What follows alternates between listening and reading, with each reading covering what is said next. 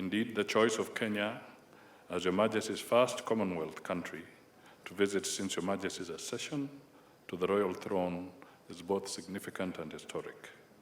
This visit also comes on the back of His Majesty the King and Her Majesty Queen Camilla hosting over 400 members of the Kenya United Kingdom community at Buckingham Palace last Tuesday. All these dovetail appropriately with the warm, cordial, and historical ties between Kenya and the United Kingdom and Your Majesty's people-centered approach to issues. Your Majesty, King Charles III, Your Majesty Queen Camilla, distinguished guests, I am delighted to have this opportunity once more to convey to you what an honor it is to receive and host you in Kenya as you make your 5th visit and the first since your coronation. It is our hope that through our world-renowned hospitality and the Kenyan people's spirit of enterprise and innovation, as well as the land's scenic beauty and tourist charm, our country will live up to its reputation as magical Kenya and exceed your expectations. In due course, you will have occasion to tour many areas of great personal significance for you and your family, and many others of equal historic significance and importance for both our countries. You will witness the immense accomplishments made by Kenya and the United Kingdom during 6 decades of strong, dynamic, and fruitful bilateral relations, as well as exemplary events which took place over 7 decades ago. We note with deep admiration your commitment to the conservation of biodiversity and climate action, the youth, and innovation.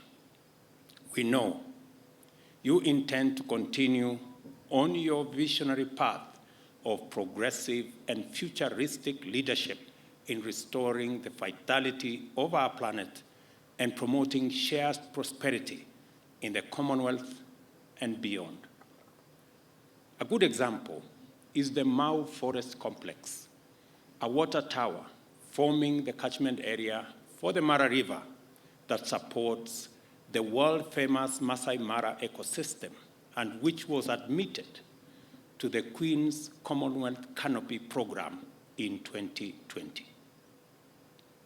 We also note with appreciation your expression of willingness to acknowledge the painful aspects of our shared history, your exemplary courage and readiness to shed light on uncomfortable truths that reside in the darker regions of our shared experience are also very commendable.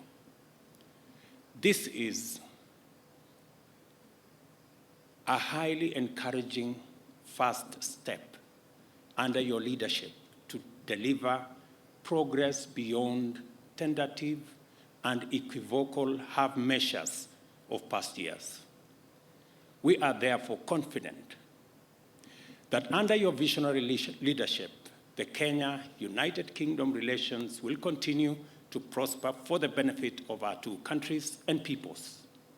We also note your commitment to the Commonwealth and the will to sustain the transformational momentum to make it an exemplary community of nations distinguished by unity of purpose, inclusive progress, and shared prosperity.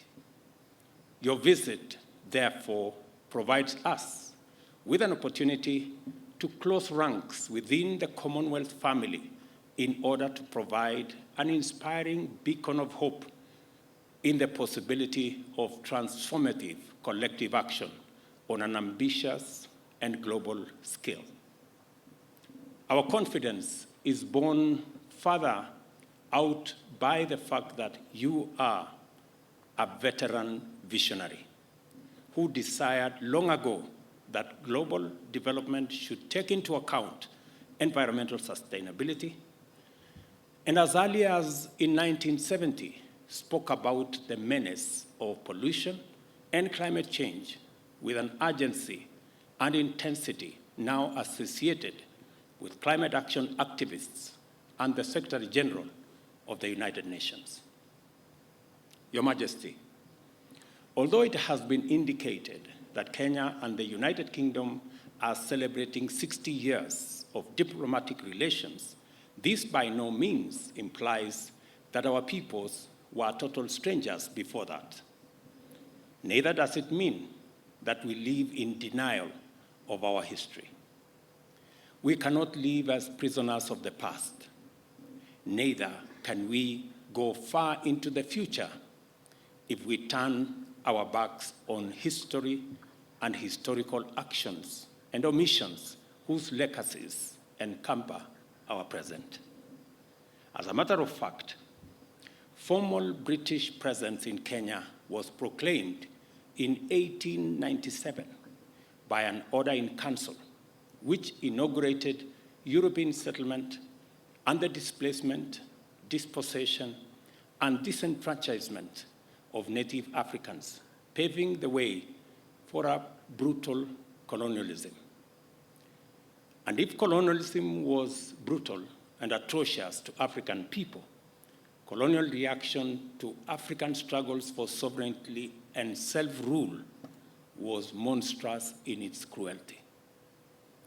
It culminated in the emergency, which intensified the worst excesses of colonial impunity and the indiscriminate victimization of Africans. I took you through earlier today the whole of fame and the whole of shame.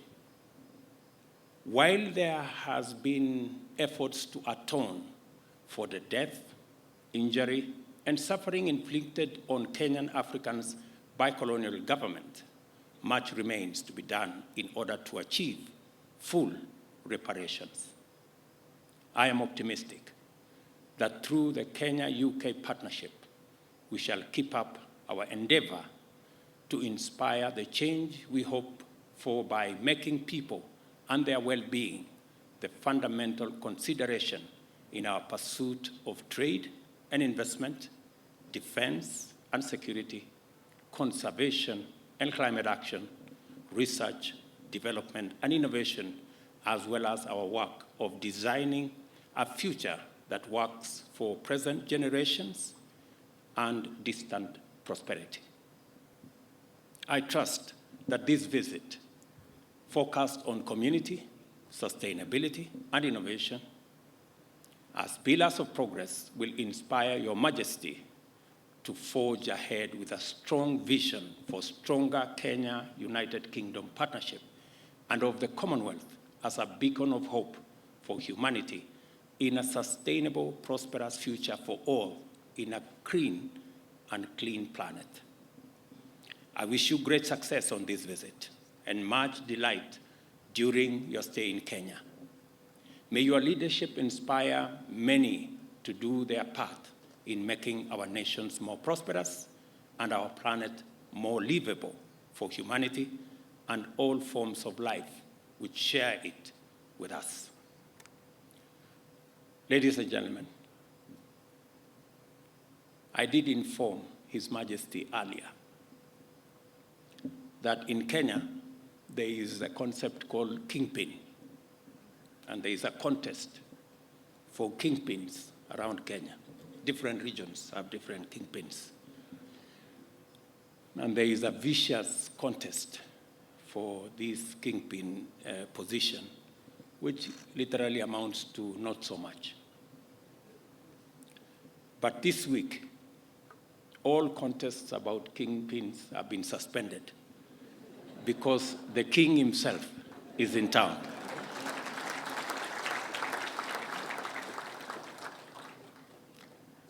Let us drink to the long life and good health of His Majesty King Charles III and Her Majesty Queen Camilla, and to the enduring bonds of friendship and partnership for the shared prosperity of the people of our two great nations.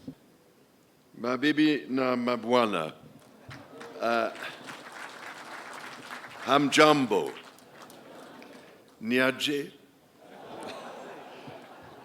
ni furaha yangu kuwa nanyi jioni ya leo.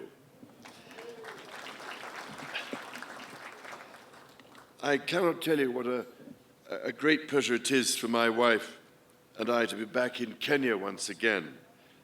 I am enormously grateful to you, Mr. President, Madam First Lady, for your most generous invitation to make this state visit. The tremendous hospitality you have shown us and the wonderfully warm welcome that you and the people of Kenya have extended to us have touched me deeply. If I may say so, it is particularly special to be able to return to this extraordinary country in the 60th year of your independence.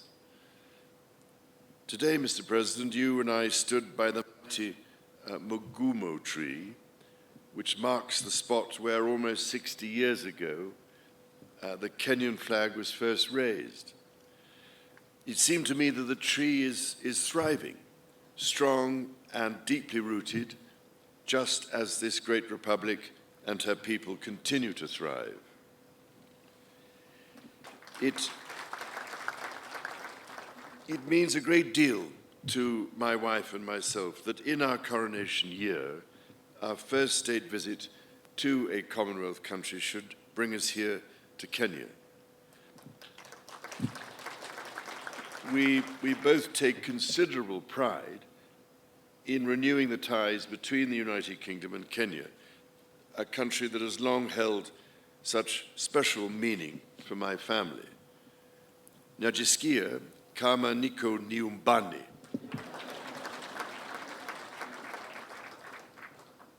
Now, it is well known, I think, that my dear mother, the late Queen, had a particular affection for Kenya and the Kenyan people. She arrived here in 1952, a princess, but left as Queen. It is extremely moving to read her diary from that visit, in which she wrote that she did not want to miss a moment of Kenya's extraordinary landscapes. I really cannot thank you enough for the support Kenya gave her through that difficult time. 10 years later, my father, the late Duke of Edinburgh, attended the celebrations of Kenya's independence. To mark the occasion, Her late Majesty wrote to President Jomo Kenyatta to convey her sincere hope that with God's guidance, Kenya would prosper and that her people would have peace and contentment in full measure. Nearly 50 years later, it was here, in sight of Mount Kenya, that my son, the Prince of Wales, proposed to his wife, now my beloved daughter-in-law. For my part, I recall, as if it were yesterday, my first visit to Kenya in 1971 with my sister, the Princess Royal. It is fair to say, somewhat younger then, and I can well remember the meeting I had with President Jomo Kenyatta, a towering statesman who inspired such great admiration, affection, and respect. On subsequent visits here, I was most fortunate to be able to spend some time with Kenyan conservationists, from whose profound knowledge of their environment I learned so much. Among them was the late great environmentalist and Nobel Prize winner, Wangari Maathai, someone whom I greatly admired and loved. And I'm very much looking forward to spending a little time with her daughter this week and to planting a tree in her mother's memory.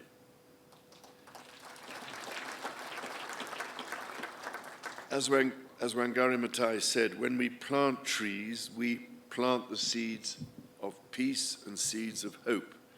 We also secure the future for our children. This is a sentiment that, as avid dendrophiles, lovers of trees, I know, Mr. President, that you and I share. Indeed, having been planting trees for most of my life, I thought I was doing rather well. But your ambition to plant 15 billion trees makes me look rather more critically at my own efforts. Ladies and gentlemen, my own and my family's special connections to Kenya are but one example of the myriad links between our two countries. The British people hold a deep affection for Kenya and visit in their tens and even hundreds of thousands every year. By the same token, I am delighted and proud that so many Kenyans choose to live, work, and study in the United Kingdom. Before traveling here, my wife and I held a reception in London to celebrate the invaluable contribution of Kenyans and British Kenyans to almost every field of British life, from the arts to medicine to academia. I was as touched by their affection for the United Kingdom as I was immensely grateful for what each of them brings to my country. It is the intimacy of our shared history that has brought our people together. However, we must also acknowledge the most painful times of our long and complex relationship. The wrongdoings of the past are a cause of the greatest sorrow and the deepest regret. There were abhorrent and unjustifiable acts of violence committed against Kenyans as they waged, as you said at the United Nations, a painful struggle for independence and sovereignty. And for that, there can be no excuse. In coming back to Kenya, it matters greatly to me that I should deepen my own understanding of these wrongs, and that I meet some of those whose lives and communities were so grievously affected. None of this can change the past, but by addressing our history with honesty and openness, we can perhaps demonstrate the strength of our friendship today. And in so doing, we can, I hope, continue to build an ever closer bond for the years ahead. As Jomo Kenyatta said, our children may learn about the heroes of the past. Our task is to make ourselves the architects of the future. Mr. President, in returning to Kenya, I have been struck by the many ways in which our country's relationship is now closer than ever. It is a modern partnership of equals facing today's challenges and looking to the many opportunities that together we can seize. Whether by using the King's Cross regeneration as a model for the Nairobi railway city, or by learning from Kenya how the blue economy can really work for local communities, all of you here this evening and across our countries deserve our gratitude for your ceaseless work to realize our joint ambitions. Our people's security is a paramount concern. It is fitting, then, that Kenya's first Marine Commando Unit was established earlier this year, trained by British Royal Marines. I also look forward to visiting Karioko War Graves Cemetery, where I will honor Kenyans and other Africans who died in 2 world wars. We must ensure all are granted the remembrance befitting their service. Kenya's efforts to address the existential challenges of climate change and biodiversity loss are remarkable.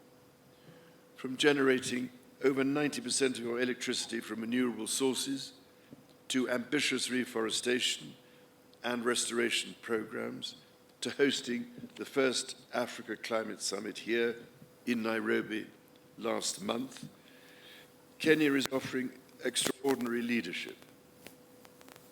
The Nairobi Declaration brings together different peoples whose cooperation will be essential to solve some of the serious environmental and ecological challenges not only facing us in the future, but facing us here and now. And it is, if I may say so, absolutely vital that your and Africa's voice continues to be heard, including at COP28 and beyond.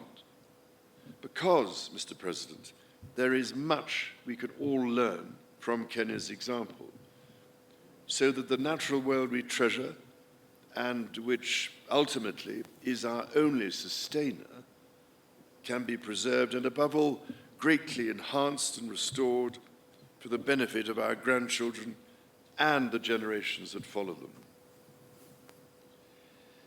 Those next generations are themselves taking remarkable strides to secure their own future. I've long believed in the extraordinary potential of our young people and left my meeting with young Kenyan entrepreneurs today inspired by their accomplishments. It gives me great pride, therefore, that the Prince's Trust, which I established very nearly 50 years ago to support young people, is now operating in Kenya, and that in 2021, Ekalali Susan from Turkana County became the first Kenyan winner of the Trust's Global Award for her entrepreneurial efforts to help lift her family out of poverty. Mr. President, ladies and gentlemen, my mother, Her late Majesty, cared deeply that Kenya chose to be a member of the Commonwealth and was always grateful that Kenya has played an essential role in this family of nations to which she devoted so much of her life. On this, my first state visit to a Commonwealth country, I wish to reaffirm my own pledge to support the Commonwealth's bold vision for action and the values upon which it rests. That 1/3 of the world's population, united by peace, justice, tolerance, and mutual respect, should commit to protecting our environment and the most vulnerable in our societies. To this endeavor, Kenya makes a profound difference. It is here in Nairobi, for instance, that Kenya hosts the only United Nations headquarters in the Commonwealth, indeed in Africa and the Southern Hemisphere. In this, as in so much else, Kenya is helping to shape our world and forge our future. The extraordinary ingenuity of the Kenyan people fuels these endeavors. Your environmentalists and your entrepreneurs, your religious leaders, artists, scholars, soldiers and athletes, your elders and your youth. And so, Mr. President, if I may, I would like to propose a toast to you and to the people of Kenya. It is upon the enduring connection between our people that our partnership rests. It is on their enterprise, imagination, and fortitude that our common hopes depend.